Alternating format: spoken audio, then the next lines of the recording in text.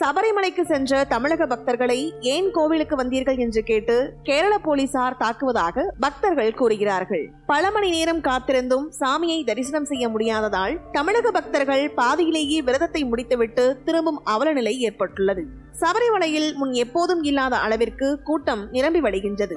மேலும் முன்பதிவு செய்த பக்தர்கள் மட்டுமே ஐயப்பனை தரிசனம் செய்ய முடியும். இந்த நிலையில்தான் வரும் 15ஆம் தேதி மகர ஜோதி தரிசனம் நடைபெற உள்ள நிலையில் 10ஆம் தேதி முதல் 15ஆம் தேதி வரை ஸ்பாட் புக்கிங் எனப்படும் உடனடி முன்பதிவு ரத்து செய்யப்படுவதாக தேவசம் போர்டு அறிவித்துள்ளது. இதனால் முன்கூட்டியே சபரிமலையில் ஐயப்பனை தரிசனம் செய்வதற்காக பக்தர்கள் குவிந்து வருகின்றார்கள். கேரளா மட்டுமின்றி தமிழ்நாடு, ஆந்திரா, கர்நாடகா உட்பட பல்வேறு மாநிலங்களை சேர்ந்த பக்தர்களும் சபரிமலை ஐயப்பன் கோவிலுக்கு விரதமிருந்து இருமுடி கட்டி சென்று வருகின்றார்கள்.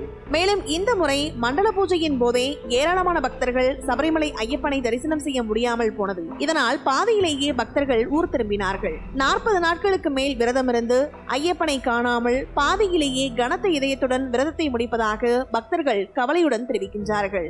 பல மணி நேரம் வரிசையில் உணவு தண்ணி இல்லாமல் காத்திருந்தும் தரிசனம் செய்ய முடியாமல் போனதாக பக்தர்கள் தெரிவித்துள்ளார்கள்.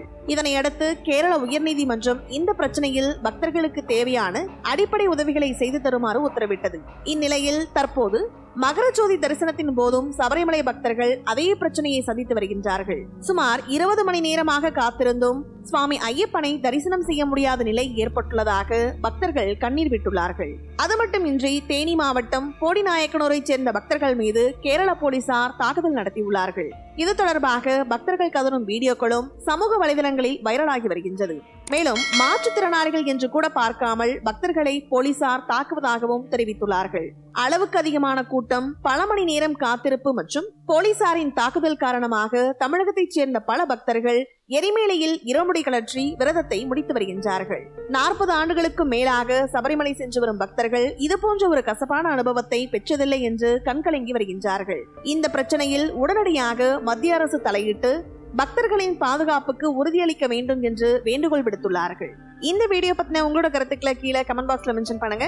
கீழே இருக்க ரெட் கலர் சப்ஸ்கிரைப் பட்டனை கிளிக் பண்ணி எங்க சேனலை சப்ஸ்கிரைப் பண்ணுங்க. அண்ட் பக்கத்துல இருக்க பெல் ஐகானை கிளிக் பண்ணீங்க அப்படின்னா எங்களோட நோட்டிபிகேஷன் உங்களுக்கு உடனுக்குடன் வரும். தேங்க்யூ.